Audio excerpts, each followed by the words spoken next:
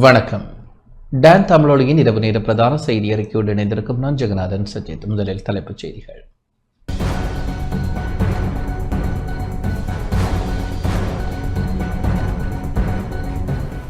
நாட்டில் பிரிவினைவாதத்திற்கு ஒருபோதும் இடமளிக்கப்பட மாட்டாது என ஜனாதிபதி அனுரகுமார திசாநாயக்க தெரிவிப்பு. உயிர் தியாகம் செய்த இராணுவத்தினரை அரசாங்கம் மறந்துவிட்டதாக நாமல் ராஜபக்ஷ கவலை. தனிநபர் ஒருவர் வாழ்வதற்கு மாதம் ஒன்றுக்கு 66,760 ரூபாய் அவசியம் என நிதி திட்டமிடல் பிரதி அமைச்சர் அனில் ஜயந்த தெரிவிப்பு. மட்டக்களப்பிற்கு வருகை தரும் ஜனாதிபதி விவசாயிகளை சந்திக்க வேண்டும் என விவசாய அமைப்புகள் கோரிக்கை. அம்பாறையில் போலீசாரால் மருத்துவ பரிசோதனைக்கு அழைத்துச் செல்லப்பட்ட போது தப்பியோடிய சந்தேக நபர் மீது துப்பாக்கி பிரயோகம். அமைச்சர் ஒருவரின் மகள் தமிழ் புலம்பெயர் அமைப்பினரின் வீட்டில் தங்கியிருப்பதாக சாமர சம்பத் தசநாயக்க தகவல். தொடர்வது முதன்மை செய்தி.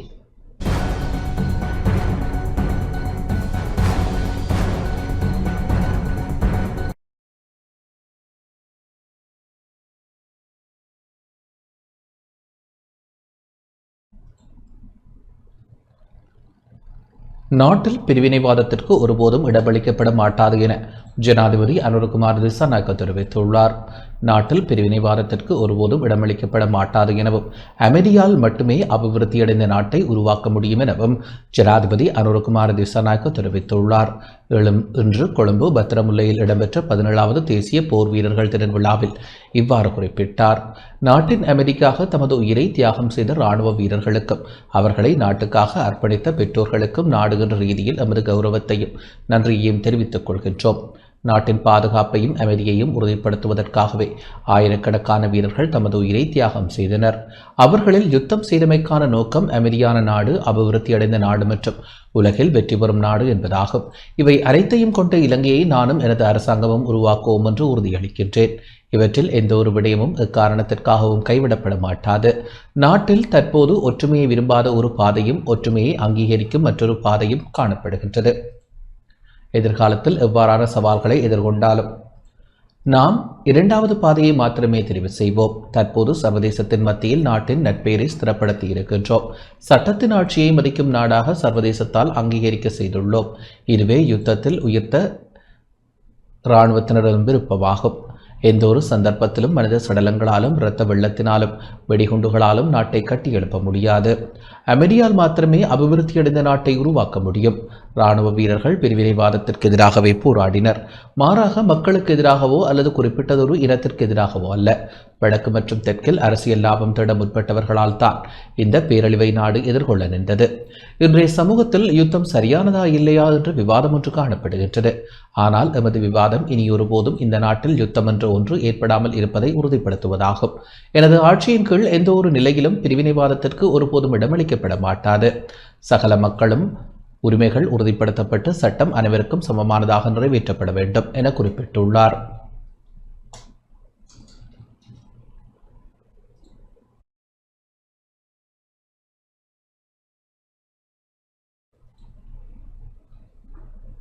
ராகம ரணவிருசவன நலன்புரி நிலையத்திற்கு சென்ற ஜனாதிபதி அனுரகுமார திசாநாயக்க அங்கு தங்கு சிகிச்சை பெறும் பாதுகாப்பு படையினரிடம் நலம் விசாரித்தார்.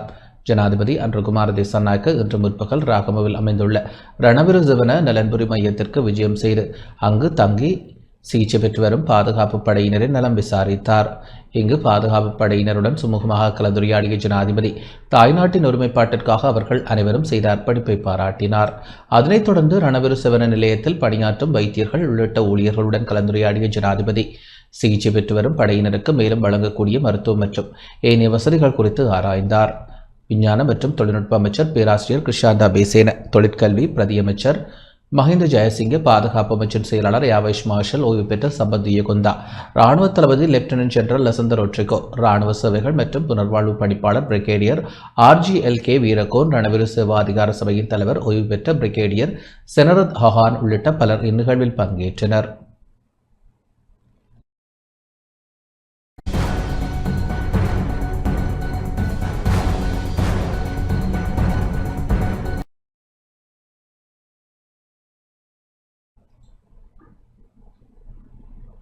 உயிர் தியாகம் செய்த இராணுவத்தினரை அரசாங்கம் மறந்துவிட்டதாக நாடாளுமன்ற உறுப்பினர் நாமல் ராஜபக்ஷ தெரிவித்தார். 30 வருட கால யுத்தம் முடிவிற்கு கொண்டுவரப்பட்டு 17 ஆண்டுகள் நிறைவடைந்துள்ள நிலையில் அன்றைய காலகட்டத்தில் இராணுவத்தினரும் ஒட்டுமொத்த நாட்டு மக்களும் செய்த அர்ப்பணிப்புகளை மறந்துவிட முடியாது என நாடாளுமன்ற உறுப்பினர் நாமல் ராஜபக்ஷ தெரிவித்தார். இராணுவ வெற்றி தினம் தொடர்பில் நாடாளுமன்றத்தில் கருத்து வெளியிட்ட அவர் இதனை குறிப்பிட்டார். ඊයේ දිනේ අවසන් කරේ අද වෙනි දිනක තමයි පාර්ලිමේන්තුවේ හිටපු ජනාධිපති ගරු මහින්ද රාජපක්ෂ මහත්මයා එය නිල වශයෙන් දැනුම් දුන්නේ. ඒ යුද ජයග්‍රහණය සඳහා මේ රටේ විශාල පිරිසක් කැපවීම කෙරුවා.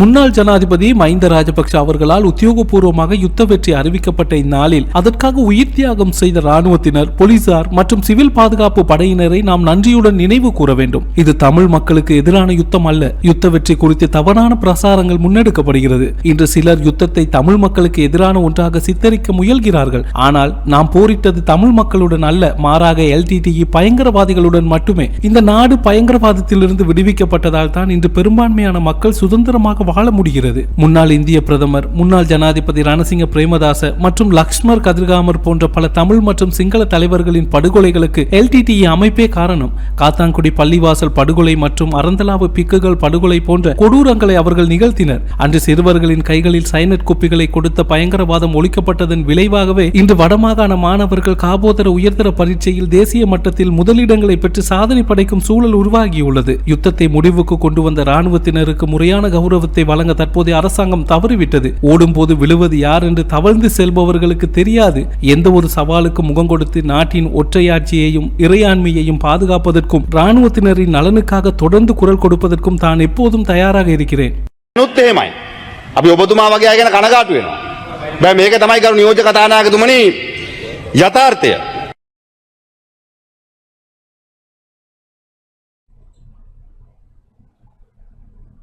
பொருளாதார முகாமைத்துவம் தொடர்பான அரசின் மூலோபாய அணுகுமுறை குறித்து எதிர்க்கட்சித் தலைவர் சஜித் பிரேமதாச நாடாளுமன்றத்தில் கேள்வி எழுப்பினார்.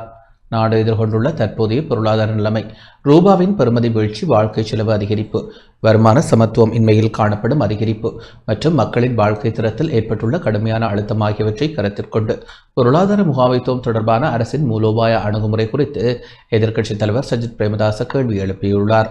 இன்று நாடாளுமன்றில் நிதி பிரதியமைச்சரை நோக்கி எதிர்க்கட்சித் தலைவர் இவ்வாறு கேள்வி எழுப்பினார். රට මුහුණ දී සිටින වර්තමාන ආර්ථික තත්ත්වය, රුපියලේ අගේ අඩුවීම, ජීවන වියදම ඉහළ යාම, தொடர்ந்து ரூபாவின் பெறுமதி வீழ்ச்சி காண்பதற்கான காரணங்கள் யாவை? அது தொடர்பான அரசின் கருத்து, நிலைப்பாடும் கொள்கையும் யாதாக அமைந்து காணப்படுகின்றன? இந்த நிலைமையை கட்டுப்படுத்தவும், அந்நிய செலாவணியை நிலைப்படுத்தவும், ரூபாவின் பெறுமதியை நிலைப்படுத்தவும் அரசாங்கம் எடுக்கும் குறுகிய மற்றும் மத்திய கால நடவடிக்கைகள் யாவை?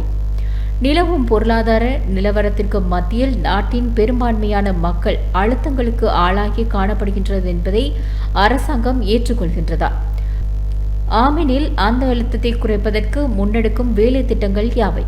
நாட்டின் பெரும்பான்மையான மக்கள், குறிப்பாக நடுத்தர மற்றும் குறைந்த வருமானங்களை ஈட்டும் குடும்பங்கள் கடன் சுமை மற்றும் நிதி அழுத்தத்தின் பொறியில் சிக்கியுள்ளனர் என்பதை அரசாங்கம் ஏற்றுக்கொள்கின்றதா? ஆமெனில் அதிகப்படியான கடன் சுமையை குறைப்பதற்கு அரசாங்கம் முன்னெடுக்கும் வேலை திட்டம் யாது? தொகை மதிப்பு மற்றும் புள்ளி விபரவியல் திணைக்களத்தால் வறுமை எல்லைக்கோடுகள் தொடர்பாக முன்வைக்கப்பட்டுள்ள அளவீட்டு பெருமான குறிகாட்டிகளை மாவட்ட ரீதியாக தனித்தனியாக யாவை என்பதை முன்வைக்க முடியுமா?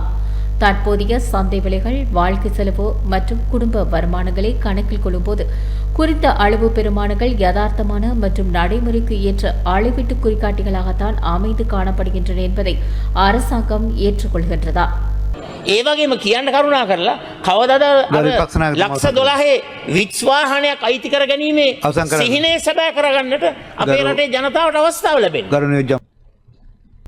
தனிநபர் ஒருவர் வாழ்வதற்கு மாதம் ஒன்றுக்கு 66,760 ரூபாய் அவசியம் என நிதி திட்டமிடல் பிரதியமைச்சர் அனில் ஜயந்த தெரிவித்துள்ளார். இலங்கையில் உள்ள நபர் ஒருவர் தனது அடிப்படை தேவைகளை பூர்த்தி செய்து கொண்டு வாழ்வதற்கு தேவைப்படும் குறைந்தபட்ச மாதாந்த வருமானம் மற்றும் மாவட்ட ரீதியான வறுமை கோட்டு விவரங்கள் தொடர்பில் நிதி திட்டமிடல் பிரதியமைச்சர் அனில் ஜயந்த கருத்து வெளியிட்டுள்ளார். நாடாளுமன்றில் இன்று எதிர்க்கட்சித் தலைவர் எழுப்பிய கேள்விக்கு பதிலளிக்கும் போதே அவர் இதனை தெரிவித்தார். දර්ශකයන් උපයෝගී කරගනිමින් යාවත් කාලීන කරන ලද දිස්ත්‍රික්ක නිල දරිත්‍ර රේඛාවන් තියෙනවා. மக்கள் தொகை மற்றும் புள்ளி விவர திணைக்களம் வெளியிட்டுள்ள விவரங்களுக்கு அமைவாக 2026 மார்ச் மாதத்திற்கான தேசிய நுகர்வோர் விலைச்சுட்டெண்ணை அடிப்படையாக கொண்டு இந்த தரவுகள் இற்றைப்படுத்தப்பட்டுள்ளன. புதிய தரவுகளின்படி தேசிய மட்டத்தில் நபர் ஒருவர் தனது ஆக குறைந்த அடிப்படை வசதிகளுடன் வாழ்வதற்கு மாதம் ஒன்றுக்கு குறைந்தது 16,690 ரூபாய் வருமானம் ஈட்ட வேண்டும் என மதிப்பிடப்பட்டுள்ளது. இந்த தொகைக்கு குறைவாக வருமானம் பெறுபவர்கள் வறுமை கோட்டின் கீழ் உள்ளவர்களாக கருதப்படுவர்.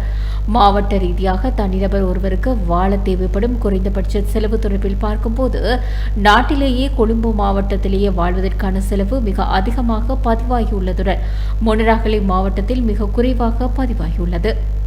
கொழும்பு 18,000 ரூபாய், கம்பஹா 17,908 ரூபாய், களுத்துறை 17,522 ரூபாய், நுவரெலியா 17,551 ரூபாய், கேகாலை 17,451 ரூபாய், கண்டி 16,943 ரூபாய், மாத்தலை 16,918 ரூபாய், காலி 16,958 ரூபாய், மாத்தரை 16,300 ரூபாய், அம்மாந்தோட்டை 16,210 ரூபாய், யாழ்ப்பாணம் 16,288 ரூபாய், மன்னார் 17,095 ரூபாய், வவுனியா 16,573 ரூபாய், முல்லைத்தீவு 16,573 ரூபாய், கிளிநொச்சி 16,124 ரூபாய், மட்டக்களப்பு 16,871 ரூபாய், அம்பாறை 16,823 ரூபாய், திருகோணமலை 16,262 ரூபாய், குருநாகல் 16,365 ரூபாய், அனுராதபுரம் 16,288 ரூபாய், பொலனறுவை 16,331 ரூபாய், பதுளை 16,814 ரூபாய், ரத்தினபுரி 16,764 ரூபாய், புத்தளம் 15,037 ரூபாய், மொனராகலை 15,958 ரூபாய். இந்த வறுமை கோட்டு மதிப்பீடானது தனிநபர் ஒருவரின் தினசரி ஊட்டச்சத்து தேவையான 2030 கிலோ கலரியை பெற்றுக்கொள்வதற்கான உணவு செலவு மற்றும் இதர அத்தியாவசிய செலவுகளை மட்டுமே அடிப்படையாக கொண்டது. இதன்படி 4 உறுப்பினர்களை கொண்ட ஒரு குடும்பம் இலங்கையில் சாதாரண முறையில் வாழ்வதற்கு மாதம் ஒன்றுக்கு குறைந்தது 66,760 ரூபாய் அவசியமாகும்.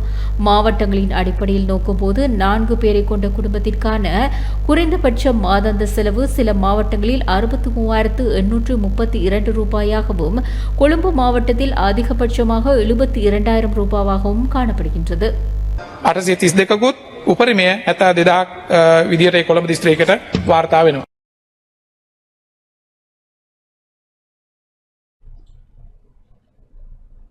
யாழ்ப்பாணம் வடமராட்சி கிழக்கு குடத்தனை கரையூர் அமெரிக்க மிஷன் தமிழ் கல்வன் பாடசாலை அதிபரின் இடமாற்றத்தை கண்டித்து மக்கள் இன்று போராட்டத்தில் ஈடுபட்டனர்.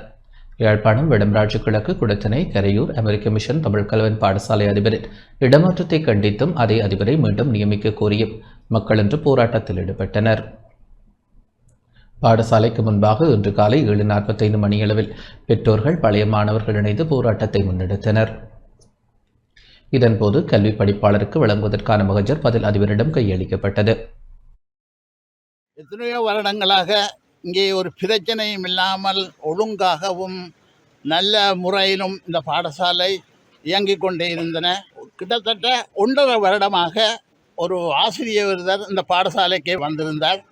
அவர் இந்த பாடசாலையிலே வந்த காலம் துவக்கம் இங்கே குழப்பமும் கூத்தும் பிரச்சனையும் தான் இங்கே நடந்து கொண்டிருந்தார். அந்த ஆசிரியர் அவர்கள் 2 மாணவர்களை தன்னோடு பயன்படுத்தி அவர்களூடாக பாடசாலையை சீர்குலைக்க வேண்டும் என்று அவருடன் சேர்ந்தவர்கள் இங்கே கொஞ்சம் விஷமிகள் இருக்கின்றார்கள். அவர்களுக்கு ஊர்பற்றில்லை, பள்ளிக்கூட பற்றில்லை, அவர்களுக்கு எதுவுமே இல்லை. அவர்கள் அந்த வேலையை செய்து கொண்டிருந்தார்கள். ஆளுநரை சந்திக்க போயிருந்தேன்.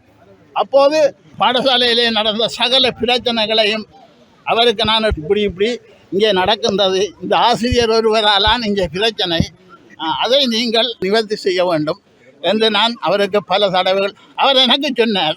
ஐயா, குடத்தனை வடக்கில் இருந்து பல கொம்பளைகள் வந்து கொண்டிருக்கின்றது. கடிதம் என்றால் வந்து குவிஞ்சு போய் இருக்கின்றவாம். ஏனென்றா இங்கே அதிபரை மாற்றணும், அதிபர் இங்கே நல்ல செயல்பாடுகள் இல்லை என்று சொல்லி கடிதங்கள் வந்து கொண்டிருக்கின்றது. அவரை உடனடியாக மாற்றணும் என்று கடிதங்கள் போய் அப்போ அவர் எனக்கு சொன்னார்.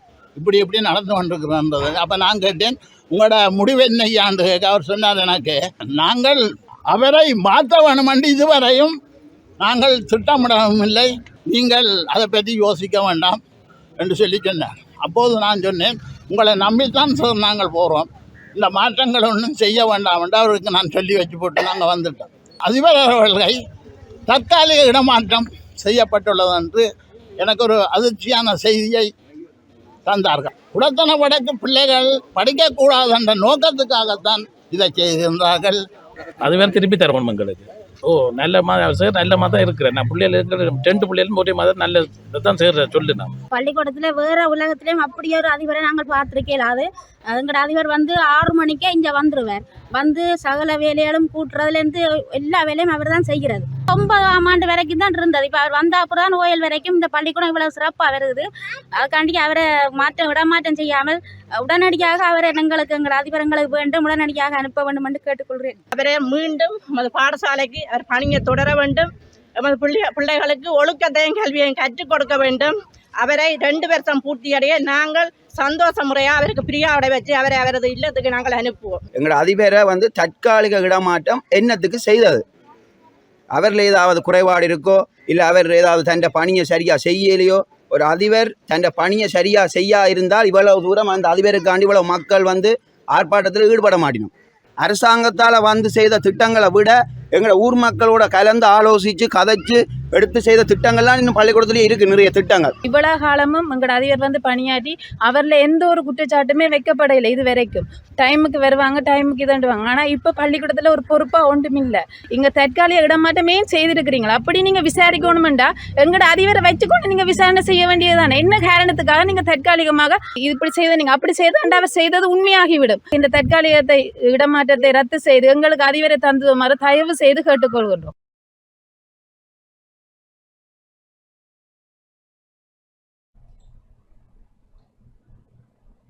வவுனியா ஆசிக்குளம் தனிநபர்களால் ஆக்கிரமிக்கப்பட்டு வருவதாக கிராம மக்கள் கவலை வெளியிட்டுள்ளனர். வவுனியா ஆசிக்குளம் கிராம அலுவலர் பிரிவிற்குட்பட்ட பகுதியில் சுமார் 50 வருடங்களுக்கு மேற்பட்ட பழமை வாய்ந்த ஆலங்குளம் தனிநபர்களால் ஆக்கிரமிக்கப்பட்டு காடுகள் அழிக்கப்பட்டு மூடப்பட்டு வருவதாக கிராம மக்கள் கவலை வெளியிட்டுள்ளனர். அன்னை காலமாக ஆலங்குளம் பகுதியின் வரலாற்றை முற்றிலும் அழித்து குளத்தை ஆக்கிரமிக்கும் சட்டவிரோத செயற்பாடுகள் தொடர்ச்சியாக இடம்பெற்று வருகின்றன. ஆலங்குளத்தை புனரமைப்பதற்காக கடந்த காலங்களில் நிதி ஒதுக்கப்பட்டதாக கூறப்பட்ட போதிலும் அபிவிருத்தி திட்டம் நடைமுறைப்படுத்தப்படாது பாதியிலேயே நிறுத்தப்பட்டுள்ளதாக கிராம மக்கள் தெரிவிக்கின்றனர். எனவே இந்த விடயத்தில் அதிகாரிகள் உடனடியாக தலையிட்டு சட்ட நடவடிக்கை எடுக்காவிட்டால் குளத்தை நம்பி விவசாயம் செய்யும் விவசாயிகளும் கிராம மக்களும் எதிர்காலத்தில் மிக மோசமான வாழ்வாதார பாதிப்புகளை சந்திக்க நேரிடும் என மக்கள் கவலை வெளியிட்டனர். இந்த விடயம் தொடர்பில் கமநல அபிவிருத்தி உதவி ஆணையாளர் க விமலரோவனிடம் வினவிய போது கிராம மக்களால் முறைப்பாடு செய்யப்பட்டுள்ளதாகவும் ஆக்கிரமிப்பை தடுப்பதற்கான உடனடி நடவடிக்கை மேற்கொள்ளப்பட்டு வருவதாகவும் தெரிவித்தார்.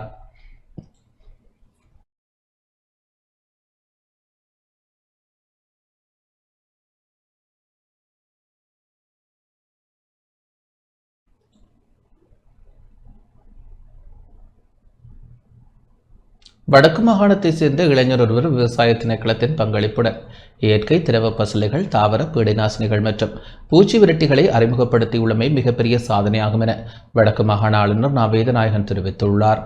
வடக்கு மாகாணத்தைச் சேர்ந்த இளைஞர் ஒருவர் விவசாய திணைக்களத்தின் பங்களிப்புடன் இயற்கை திரவ பசலைகள், தாவர பீடைநாசினிகள் மற்றும் பூச்சி விரட்டிகளை அறிமுகப்படுத்தியுள்ளமை மிகப்பெரிய சாதனையாகும் எனவும் வடக்கு மாகாண மக்கள் சார்பில் அவரை பாராட்டுவதுடன் அவரின் தொடர் முயற்சிகளுக்கு மாகாண நிர்வாகம் முழுமையான ஒத்துழைப்புகளை வழங்கும் எனவும்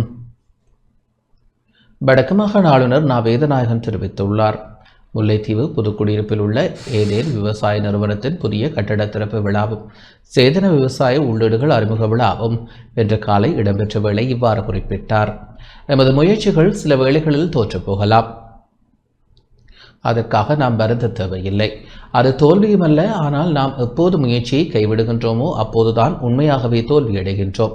இந்த இளைஞன் பல சவால்களை தாண்டி தனது விடாமுயற்சியாலேயே இவ்வளவு தூரம் சாதித்திருக்கின்றார். இயற்கையான பூச்சி விரட்டிகள், நாசினிகள் மற்றும் இயற்கை பசலை என்பவற்றை நமது விவசாயிகள் மிக இலகுவாக பயன்படுத்தக்கூடிய வகையில் திரவ வடிவில் தயாரித்திருப்பது என்பது சாதாரண விடயமல்ல. இன்று சமூகத்தில் எல்லாவற்றிலும் மாஃபியாக்களின் ஆதிக்கம் வியாபித்திருக்கின்றது. அந்த மாஃபியாக்கள் யார் நல்லது செய்ய நினைத்தாலும் அவர்களை விடாது தோற்றிக்கொண்டே இருப்பார்கள். ஏனெனில் கரைபடைந்த கரங்களுடன் இருப்பவர்கள்தான் அவர்கள். அதிகாரிகளாகவோ அல்லது அரசியல்வாதிகளாகவோ இருக்கலாம். அவ்வாறானவர்களுடன் கூட்டு சேர்ந்து சமூகத்தில் நல்லது செய்பவர்களை பற்றி தவறான அபிப்பிராயத்தை உருவாக்க முயற்சிக்கின்றனர். வடக்கு மாகாணம் இயற்கை விவசாய உற்பத்தியில் முன்னுதாரணமானதொரு மாகாணமாக மாற வேண்டும். அதற்கு இவ்வாறானதொரு தொழில் முனைவோர் தங்கள் உற்பத்திகளை இன்னும் பெருக்க வேண்டும். எதிர்காலத்தில் இவர் ஒரு சிறந்த தொழில் முனைவோராக உருவாக வேண்டும். குறித்த இளைஞரின் இந்த சேதன விவசாய முயற்சிக்கு வடக்கு மாகாண விவசாய திணைக்களம் முல்லைத்தீவு மாவட்ட பிரதீப் விவசாய பணிப்பாளர் அலுவலகம் ஊடாக தொடர்ச்சியான பல உதவிகளை வழங்கியுள்ளது. 2021 50% மானியத்தின் கீழ் சேதன பீடைநாசினி கொட்டகை அமைப்பதற்காக 6 லட்சம் ரூபாய் நிதியுதவியும், இலைச்சாறுகளை பிரித்தெடுப்பதற்கான அரைக்கும் இயந்திரம் மற்றும் பீடை நாசினிகளை அடைப்பதற்கான 2000 போத்தல்களும் வழங்கி வைக்கப்பட்டன. பீடை நாசினி தயாரிப்பதற்கான தாவரத்தண்டு துண்டங்களும் திணைக்களத்தால் வழங்கப்பட்டிருந்தன.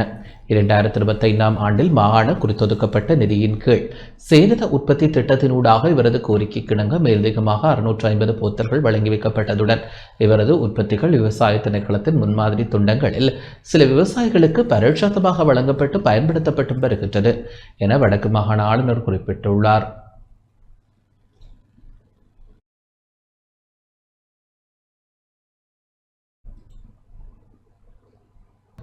கிளிநொச்சி கனகாம்பிகை குளம் விவசாய போதனாசிரியர் பிரிவில் இன்று பார்த்தேனி ஒழிப்பு நடவடிக்கை முன்னெடுக்கப்பட்டது.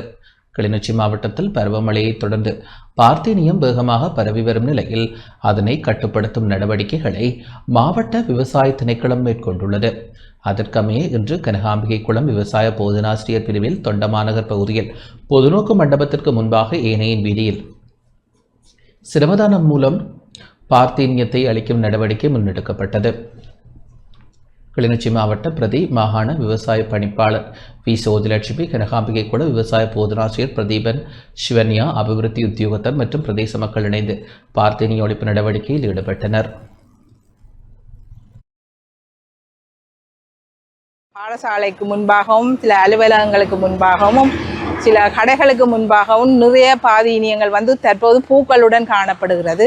தயவுசெய்து மக்களே விழிப்பாக இருங்கள். இந்த பாதீனியத்தை உடனடியாக கண்ட்ரோல் பண்ணுங்கள். பூத்து வித கொட்டக்கு முதல் கண்ட்ரோல் பண்ணினால் இந்த பெருக்கத்தை நாங்கள் குறைக்கலாம். விவசாய காணிகளில் இருக்கிற பாதீனியத்தை நாங்கள் அந்த விவசாயிகளுக்கு அறிவுறுத்தி வருகின்றோம். அவர்கள் அதை கட்டுப்படுத்த தவறினால் அவர்களுக்கு எதிராக நாங்கள் சட்ட நடவடிக்கைக்கு போகக்கூடிய ஒரு ஆதாரங்கள் எங்கள்கிட்ட இருக்குது. அதாவது நாங்கள் முதல் ஒரு இன்ஃபர்மேஷன் ஒன்று கொடுப்போம். அதுக்கு கட்ட தவறினால் அவர்களுக்கு வெள்ளை நோட்டீஸ், மஞ்சள் நோட்டீஸ், சிவப்பு நோட்டீஸ் என்று கொடுத்து கடைசி கட்டத்தில் அவர்கள் அதை கட்டுப்படுத்தாட்டி அவர்களை நாங்கள் கோர்ட்ஸுக்கு கொண்டு போய் வழக்கு தாக்கல் செய்யலாம் என்றும் இத்தருணத்தில் நான் கூறிக்கொள்கிறேன்.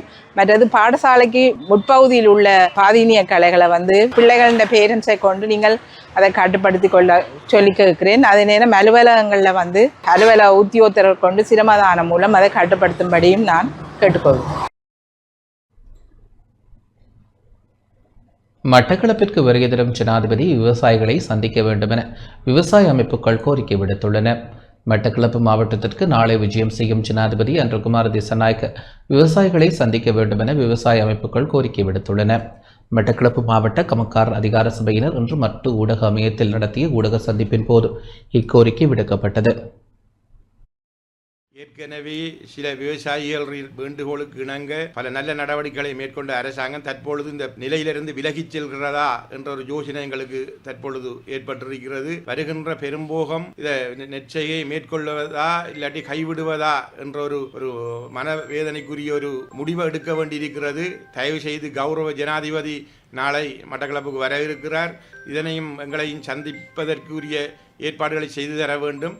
அதை விடுத்து கோரிக்கைகள் தற்சமயம் நிராகரிக்கப்படுமாக இருந்தால் வீதிக்கு இறங்கி சில போராட்டங்களை மேற்கொள்ளப்பட வேண்டிய கட்டாயத்துக்கும் தள்ளப்படுவோம் என்பதனையும் அறிய தருகிறோம். வெளிச்சந்தையில் உரம் இப்பொழுது 18,000 விற்பனையாகி கொண்டிருக்கின்றது. எங்களுக்கு கமநல சேவைகள் நிலையங்கள் ஊடாக முதல் கட்டமாக அரசாங்கம் உரத்தினை தந்திருக்கின்றது. அடுத்த கட்ட பசளையினை வயல்களுக்கு போட வேண்டிய கட்டாயம் இருக்கின்றது. 50 கிலோ வரை 50 கிலோவுக்கு உட்பட்ட அளவுதான் ஏக்கருக்கு கிடைக்கப்பெற்றுள்ளது. உடனடியாக இன்னும் ஒரு 50 கிலோ யூரியாவை எங்களோட விவசாயிகளுக்கு எங்களோட மாவட்ட விவசாயிகள் முறைகளுக்கு அரசாங்கம் வழங்குவதற்கு முன்வர வேண்டும். இவ்வாறான இந்த உள்ளீடுகளையாவது தந்து உதவினால் மாத்திரமே நாங்கள் இந்த விவசாயத்தில் இந்த முறை வெல்ல முடியும் என நினைக்கின்றோம்.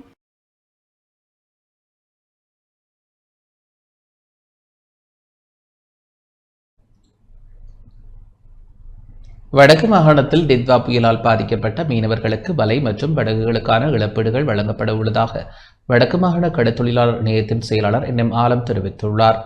வடக்கு மாகாணத்தில் டித்வா புயலால் பாதிக்கப்பட்ட மீனவர்களுக்கு வலை மற்றும் படகுகளுக்கான இழப்பீடுகள் வழங்கப்பட உள்ளதுடன் சேதமடைந்த படகுகளை சீர் செய்வதற்கான நடவடிக்கைகளும் மேற்கொள்ளப்பட்டு வருவதாக வடக்கு மாகாண கடற்தொழிலாளர் இணையத்தின் செயலாளர் NM ஆலம் தெரிவித்துள்ளார். இன்று மன்னாரில் உள்ள அலுவலகத்தில் இடம்பெற்ற ஊடக சந்திப்பில் இந்த விடயங்களை தெளிவுபடுத்தினார். டித்வா புயலினால் பாதிக்கப்பட்ட மீனவர்களுக்கான படகு வலைகள் சம்பந்தமாக நாங்கள் ஆராய்ந்த போது அண்மையிலே படகுகளும் வலை தொகுதிகளும் அந்தந்த மாவட்ட நீரியல் வளத்துறை திணைக்களங்களுக்கு அனுப்பப்பட்டதாக தெரிவிக்கப்பட்டிருக்கின்றது. அந்த வகையிலே மன்னாரிலே பதிவு செய்யப்பட்ட முறைப்பாடுகள் தொடர்பாக 555 முறைப்பாடுகள் கிடைக்கப்பட்டதாகவும் அதன் அடிப்படையிலே 300க்கும் மேற்பட்ட வலைகள் காணப்பட்ட முறைப்பாடுகளும் 8 படகுகள் காணாமல் ஆக்கப்பட்ட விடயங்களும் அதே போன்று 124 படகுகள் சேதம் என்ற முறைப்பாடும் கிடைக்கப்பட்டதாக அங்கு சொல்லப்பட்டது. இதற்கமைய 93 பேருக்கான வலைத்தொகுதிகள் தற்போது திணைக்களத்தில் கிடைக்கப்பட்டிருக்கின்றது. 5 படகுகளுக்கான கிடைக்கப்பட்டிருக்கின்றது. சேதமாக்கப்பட்ட படகுகள் சீர்படுத்துவதற்காக சீனோர் நிறுவனத்திடம் ஒப்படைக்கப்பட்டு அங்கு விலை மதிப்பீட்டில் ஏற்பட்ட முரண்பாடுகளால் அது தவிர்க்கப்படும். ஏனென்றால் இருந்த போதிலும் 26ஆம் தேதி மன்னாருக்கான அந்த படகுகளும் அதே போன்று வலைத்தொகுதிகளும் 26ஆம் தேதி கௌரவ பாராளுமன்ற உறுப்பினர் ஊடாக அது வழங்குவதற்கான நடவடிக்கை மன்னார் கடற்தொழில் நீரியல் வள திணைக்களம் எடுத்திருக்கின்றது. கிளிநொச்சியிலும் அவ்வாறான நடவடிக்கை 5 படகுகள் கிடைக்கப்பட்டதாகவும் அதை வழங்குவதற்கான நடவடிக்கை எடுக்கப்படுகின்றது. அதே போல யாழ்ப்பாணத்திலும் 5 படகுகளும் அதே போன்று அதற்கான வலைத்தொகுதியும் வழங்குவதற்கும் அங்கும் ஒரு தேதியை நிர்ணயிக்க இருக்கின்றார்கள். இந்த வகையிலே வடமாகாணத்தில் இருக்கின்ற பாதிக்கப்பட்ட டிட்வா புயலால் பாதிக்கப்பட்ட மீனவர்களுக்கான வலைகளும் படகுகளுக்குமான இழப்பீடுகளும் அதே போன்று அதன் சேதாரங்களை சரி செய்வதற்கான செயற்பாடுகளும் நடைபெற்றிருக்கின்றது. வடக்கை பிரதிநிதிப்படுகின்ற பாராளுமன்ற உறுப்பினராக இருக்கின்ற அர்ஜுன ராமநாதன் அவர்கள் 2 தினங்களுக்கு முன்னர் தமிழகம் சென்ற போது பல கருத்துக்களை அவர் முன்வைக்கின்றார். யாழ்ப்பாணம் கச்சேரிவு அதே போன்று தமிழ் பேசும் மக்கள் என்று பலவேறான விடயங்களை அவர் முன்வைத்து பேசுகின்றார். இவருக்கு அவ்வாறான உரிமையை யார் கொடுத்தது? தான் நினைத்தவாறு தான் சொல்ல வருகின்றவரை அவரது கருத்தாக சொல்லலாமே தவிர ஒட்டுமொத்த தமிழ் பேசும் மக்களையும் தமிழ் மக்களின் பிரச்சனையாக இருக்கட்டும் தமிழ் பேசும் மக்களுடைய பிரச்சனையாக இருக்கட்டும் அவருக்கு அவ்வாறான உரிமையை கொடுத்தது யார்? இவ்வாறானவர்கள் இங்கு நாடு திரும்பும் போது இலங்கை அரசு அவரை கைது செய்ய வேண்டும். மீனவ தடைக்காலம், அதாவது இது ஜூன் மாதம் 16ஆம் தேதி வரை நடைமுறையிலே இருக்க ஒரு விடயம். எனவே இந்திய மீனவர்களின் வருகை தற்போது குறைவடைந்திருக்கின்றது. ஆனால் இந்த நிலையிலும் ஓரிரு படகுகள் இலங்கை எல்லையை வருவதும் கைது செய்யப்படுவதும் நடைபெற்றுக் கொண்டுதான் இருக்கின்றது. தமிழக முதலமைச்சர் இந்திய மீனவர்கள் தமிழக மீனவர்கள் இலங்கை எல்லையை தாண்டாமல் இருப்பதற்காக ஆக்கபூர்வமான நடவடிக்கை எடுக்க வேண்டும். இழுவை மடி படகு இந்த வடபகுதி கடற்பரப்பில் பயன்படுத்த மாட்டோம் என்ற அந்த உத்தரவாதத்தை அவர்கள் ஏற்றுக்கொண்டால் மாத்திரமே நாங்கள் தமிழக மீனவரோடு பேச தயாராக இருக்கின்றோம் என்பதை இதில் வலியுறுத்த விரும்புகிறோம்.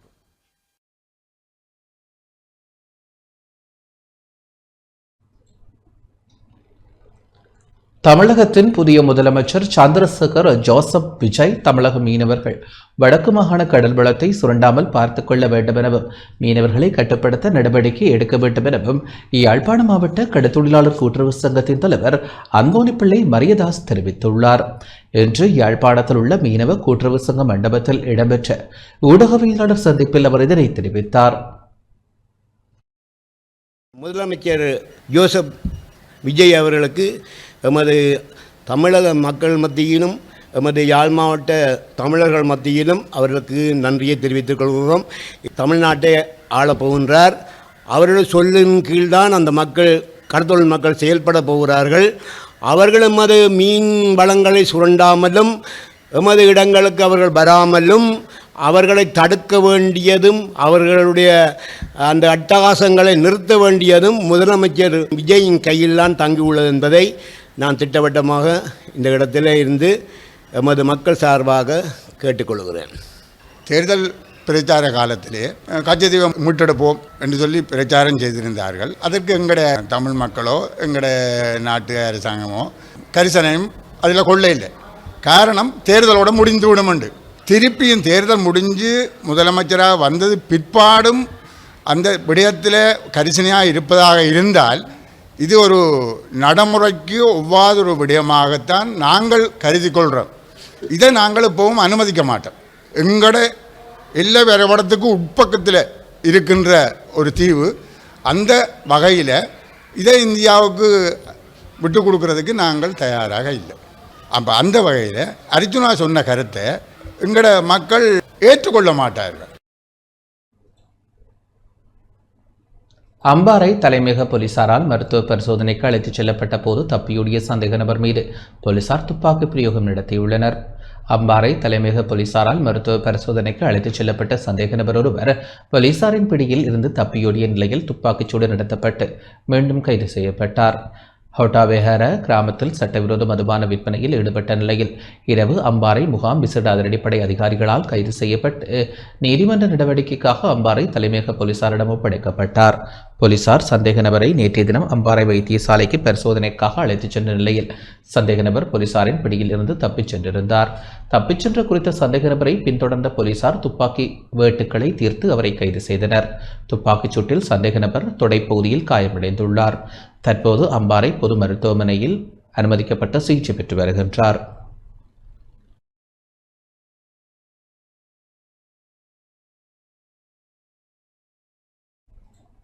மலையக மக்கள் தமது அரசு சேவைகளை எவ்வாறு தடையின்றி இலகுவாக பெற்றுக்கொள்வது என்பது தொடர்பில் நுவரெலியாவில் விழிப்புணர்வு பேரணி நடத்தப்பட்டுள்ளது. மலையக மக்கள் தமது அரசு சேவைகளை எவ்வாறு தடையின்றி இலகுவாக பெற்றுக்கொள்வது, அவ்வாறு பெற்றுக்கொள்வதற்கு எவ்வாறான விதிமுறைகளை கையாள்வது என்பது தொடர்பில் தெளிவுபடுத்தும் பேரணி உடனான விழிப்புணர்வு நிகழ்வு இன்று காலை நுவரெலியா நகர மத்தியில் இடம்பெற்றது. நலிவுற்ற சமூகத்தினை மேம்படுத்துவதற்காக அமைப்பின் ஏற்பாட்டில் இடம்பெற்ற இப்பேரணி நுவரெலியா போலீஸ் நிலையத்திற்கு அருகாமையில் ஆரம்பிக்கப்பட்டு நுவரெலியா பிரதான வீதியின் ஊடாக வருகிறது தபால் நிலையத்தின் முன்னாள் சுற்றுவட்டத்திற்கு அருகில் வீதி நாடகம் முன்னெடுக்கப்பட்டது. இதன்போது ஆஸ்வசம கொடுப்பனவு, பிறப்புச் சான்றிதழ், இறப்புச் சான்றிதழ், இபிஎஃப், இடிஎஃப் போன்ற அரசினால் வழங்கக்கூடிய சேவைகளை எவ்வாறு பெற்றுக்கொள்வது என்பது தொடர்பாக விழிப்புணர்வு வீதி நாடகத்தினூடாக தெளிவுபடுத்தப்பட்டது. இந்நிகழ்வில் பொதுமக்கள், நலன் விரும்பிகள், ஆஸ்வசம கிடைக்கப்பெறாத பயனாளிகள் பலர் கலந்து கொண்டனர்.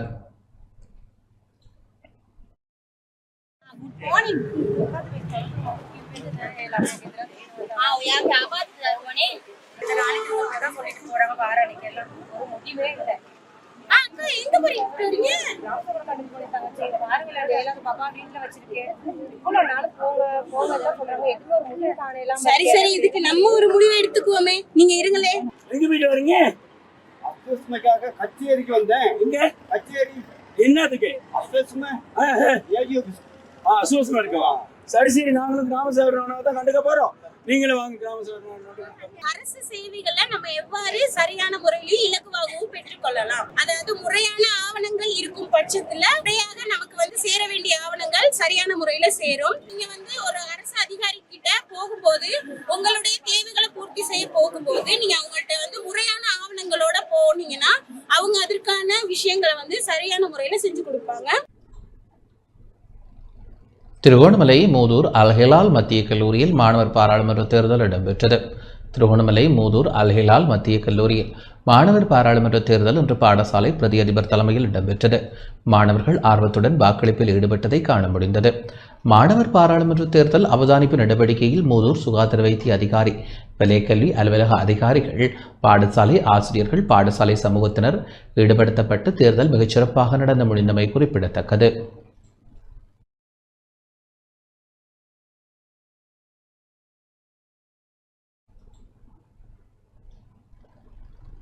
கெக்ராவ அரச வாடி வீட்டில் வெடிப்புச் சம்பவத்தில் ஒருவர் படுகாயமடைந்துள்ளார்.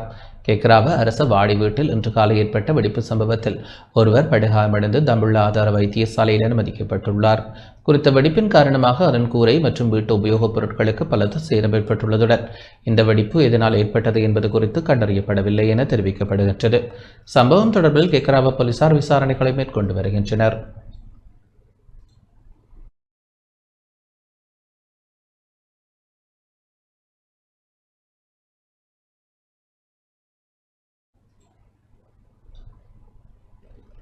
அமைச்சர் ஒருவரின் மகள் தமிழ் புலம்பெயர் அமைப்பினரின் வீட்டில் தங்கியிருப்பதாக நாடாளுமன்ற உறுப்பினர் சாமரசம்ப திசாநாயக்க தெரிவித்துள்ளார். நாடாளுமன்றத்தில் நடைபெற்ற விவாதம் ஒன்றின் போது தற்போதைய அரசாங்கத்தின் அமைச்சர் ஒருவரின் மகள் குறித்து பரபரப்பான குற்றச்சாட்டு ஒன்று முன்வைக்கப்பட்டது. நாடாளுமன்றில் உரையாற்றிய எதிர்க்கட்சி உறுப்பினர் சாமரசம்ப திசாநாயக்க இராணுவ வெற்றிகளை கொண்டாடும் அரசாங்கத்தின் இரட்டை வேடத்தை அம்பலப்படுத்துவதாக கூறி இக்குற்றச்சாட்டை எழுப்பினார்.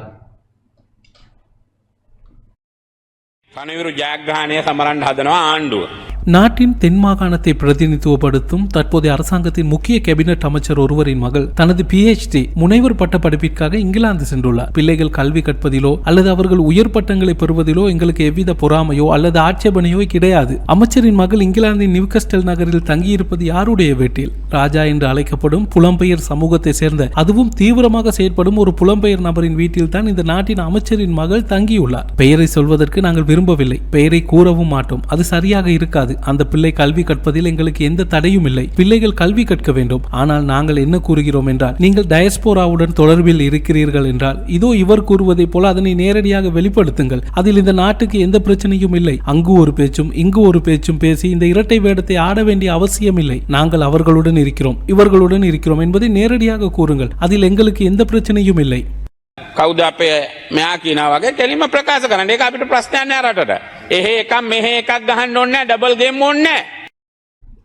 தொடர்வது விளையாட்டுச் செய்திகள்.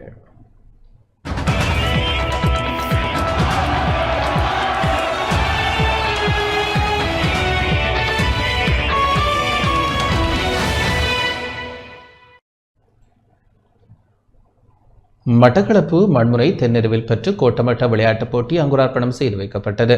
மட்டக்களப்பு மண்முனை தென்னெருவில் பெற்று மற்ற கோட்டமட்ட விளையாட்டுப் போட்டியின் அங்குரார்ப்பண நிகழ்வு கோட்டக்கல்வி பணிப்பாளர் வைஷ்ணவி தலைமையில் செட்டிப்பாளையம் பொது மைதானத்தில் இடம்பெற்றது. ஆரம்ப நிகழ்வில் பட்டிருப்பு வலய கல்வி பணிப்பாளர் சிவானந்தம் ஸ்ரீதரன் கலந்து கொண்டார். பட்டிருப்பு கல்வி வலயமானது கடந்த வருடம் இடம்பெற்ற தேசிய மட்ட விளையாட்டுப் போட்டியிலும் பல சாதனைகளை படைத்தமை குறிப்பிடத்தக்கது.